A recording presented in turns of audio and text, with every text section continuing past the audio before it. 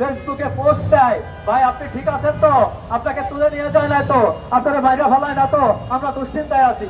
আর আমাদের তৃতীয় পরিণতি হচ্ছে একটাই, ভালো সাংবাদিক হবেন, কাউকে তেল মারবেন না, নিরপেক্ষ নিউজ করবেন, আপনাকে একসময় দেশ ছেড়ে চলে যেতে হবে।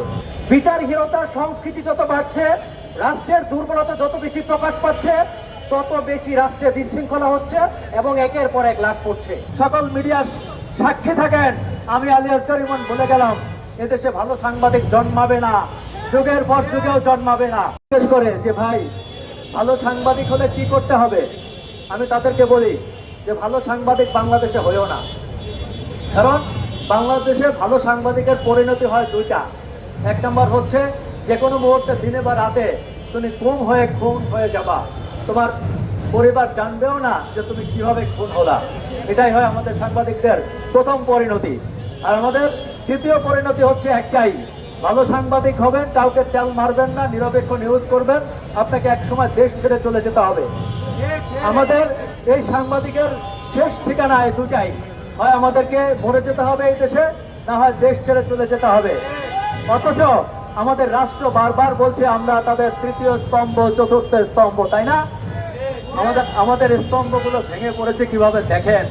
আমি আজকে খুব আফসোস করে বলেছি, আপনারাও লিখে রাখেন, সকল মিডিয়া সাক্ষী থাকেন, আমি আলী আসগর ইমন বলে গেলাম, এদেশে ভালো সাংবাদিক জন্মাবে না, যুগের পর যুগেও জন্মাবে না। কারণ আমরা ভালো সাংবাদিককে ভালো পরিবেশ দিতে পারছি না। আমরা যদি পরিবেশ দিতে না পারি, আমরা যদি লালন পালন করতে না পারি, তাহলে এই দেশে যুগের পর যুগ চলে যাবে, ভালো সাংবাদিক জন্মাবে না। আর যারা ভালো সাংবাদিক হবে তারা হয় এভাবে খুন হবে নৃশংসভাবে, রাস্তায় পড়ে থাকবে, অথবা দেশ ছেড়ে পালিয়ে যেতে বাধ্য হবে, ইতিপূর্বে যেমনটা হয়েছে। আমাদের কোনো সরকারের প্রতি আস্থা ছিল না, কিন্তু আমরা অন্তত এই সরকারের উপরে কিছুটা হলেও আমরা সাংবাদিকরা আস্থা রেখেছিলাম। তারা একটি সুন্দর পরিবেশ তৈরি করবে, তারা আমাদের কাজ করতে দিবে এবং আমাদের যে ন্যায্য দাবিগুলো সেগুলো মানবে, আমাদের ভবিষ্যৎ কিভাবে চলবে সেটা চিন্তা করবে, আমাদের নিরাপত্তা দেওয়ার ব্যবস্থা করবে। কিন্তু আমরা দেখলাম যে আমাদের জীবনের ন্যূনতম নিরাপত্তা নাই। সবাই ফোন করে খবর নেয় তুমি রাত্রে বাসায় ফিরতে পারছো কিনা। আজকে আমাকে নিয়ে সবাই ফেসবুকে পোস্ট দেয়, ভাই আপনি ঠিক আছেন তো, আপনাকে তুলে নিয়ে যায় না তো, আপনারা বাইরে ফেলায় না তো, আমরা দুশ্চিন্তায় আছি। আরে ভাই, এই যদি দেশের অবস্থা হয়, এই সাংবাদিকতা আমরা কেন করব? আমাদের ইয়াং সমাজ, আমাদের সন্তানরা কেন সাংবাদিকতা পেশায় আসবে? অন্য কোনো পেশায় যাও। আমি ঢাকা বিশ্ববিদ্যালয়ে পড়াশোনা করেছি, আমি তো চাইলে যে কোনো একটা কর্মকর্তা হতে পারতাম, সরকারি চাকরি করতে পারতাম, ঘুষ খেতে পারতাম, তেল মারতে পারতাম। আমি সাংবাদিকতায় এসে দেখেন নিজের জীবনটা হুমকির মধ্যে ফেলেছি। সকাল বিকাল দুইবার করে, তিনবার করে আমাকে শুনতে হয় যে কোনো মুহূর্তে আমাকে তুলে নিয়ে যাওয়া হবে, আমাকে মেরে ফেলা হবে। কই, রাষ্ট্র তো আমার ভোট দিচ্ছে না, আমি রাষ্ট্রের জন্য কাজ করছি, রাষ্ট্র তো আমাকে নিরাপত্তা দিচ্ছে না। আমি জানতে চাই যে এর শেষ কোথায়, এর শেষ আমরা দেখতে চাই। আমরা পাশাপাশি একটা কথা বলতে চাই, তোমরা যারা মনে করছো সাংবাদিককে খুন করলে, সাংবাদিককে মেরে ফেললে তারা থেমে যাবে, তারা বোকার রাজ্যে বসবাস করো। আমরা থামবো না। আমাদেরকে এভাবে দিনের পর দিন খুন করা হলেও আমরা আবার সকালবেলা ঠিকই জেগে উঠবো। আসাদুজ্জামান তুহিন ভাইয়ের পরিবারের কাছে আমরা ক্ষমা চেয়ে নিচ্ছি। আমরা এমন একটা জায়গায় দাঁড়িয়েছি, আমরা তার জীবনের নিরাপত্তা দিতে পারিনি।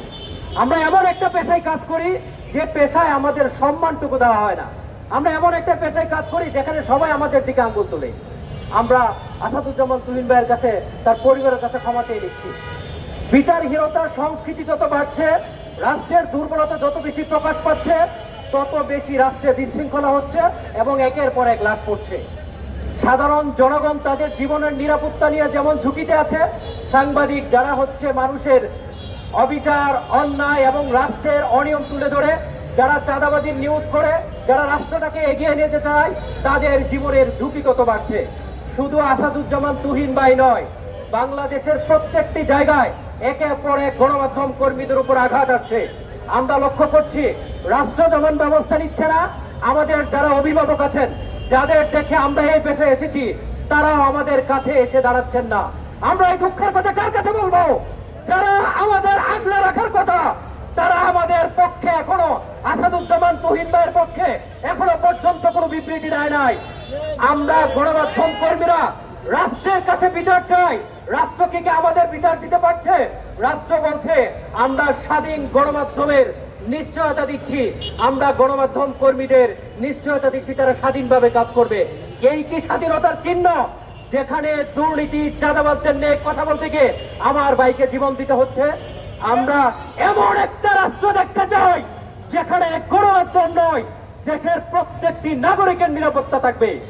আমরা মানুষের নিরাপত্তার কথা তুলে ধরতে চাই, আমরা রাষ্ট্রের ভালো দিক তুলে ধরতে চাই।